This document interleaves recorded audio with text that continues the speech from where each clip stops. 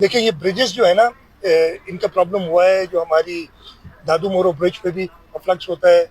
इधर ऊपर तो उन्होंने ऐसे भी किया है कि जहाँ पे जिस वजह से पंजाब में प्रॉब्लम, मुझे बता रहे हैं, मुझे नहीं फर्स्ट हैंड इन्फॉर्मेशन, के 1000 फीट की कितनी थी, 400 मीटर कर दिए, 1 किलोमीटर की थी।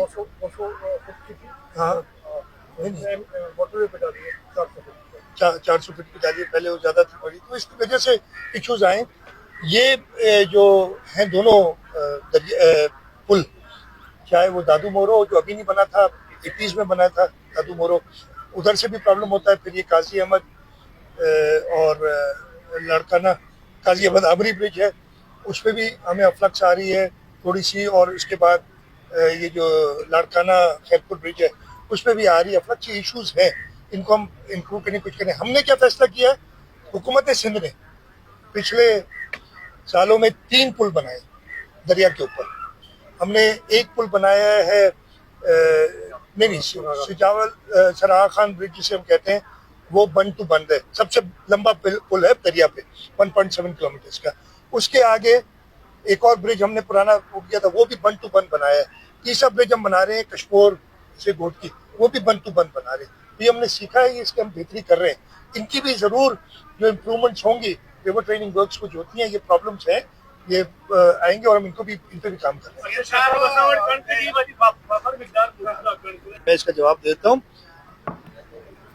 मैंने तो शुरू में ये बात की थी, आपने गौर किया कि नहीं किया, हमने अपने फार्मर्स के साथ बहुत जुल्म किया। हमने इस वजह से 2022-23 में सिंध के अंदर 4.5 मिलियन टन गंदम पैदा हुई थी, और इस साल जो ये हमने साल लिया उसमें 3.5 मिलियन या 3.9 मिलियन टन, पहले 4.2 और 3.5 है ये, तो कम गंदम पैदा हुई। पंजाब में भी कम गंदम पैदा हुई, इसकी वजह से गंदम की शॉर्टेज थी। फिर ये जो फ्लड आया है, मैंने सुना है कि पंजाब में कुछ नुकसान हुआ है उनकी स्टोरेजेस का, इस वजह से स्पाइक आई है। हमारे पास गंदम मौजूद है, इसको हम मैनेज कर रहे हैं कि हम किस तरीके से प्राइसेस की फ्लक्चुएशन देखें। अगर हमने सारी गंदम रिलीज की तो वो जाएगी, और गंदम पे पाबंदी नहीं होती इंटर प्रोविंशियल। तो जहाँ पे शॉर्टेज है, इस वक्त केपी की गवर्नमेंट कह रही है पंजाब ने शायद गंदम बंद किया और एक मेजर इशू हुआ है। तो इस चीज़ को मैनेज करने के लिए हमारे जहन में, और इस पर हम कर रहे हैं कि अभी तो इस वक्त क्या मौसम है, क्या है, सितंबर, अभी तो गंदम डालेंगे, मार्च तक हमने संभालना है मामले को, सिर्फ सितंबर अक्टूबर की बात नहीं। सबसे पहले तो आपने बात की कि कश्मीर का इलाका को जिसमें ओन नहीं करते, जो हमारी बाउंड्री के अंदर आता है हम बिल्कुल ओन करते हैं। और वहाँ पे कुछ इलाका ऐसा है जो कि एक आइलैंड सा बन जाता है, और उस पर इशूज सबसे ज़्यादा लॉ एंड ऑर्डर के इशूज भी उस वजह से आते हैं। वो सिंध की बाउंड्री के अंदर नहीं है।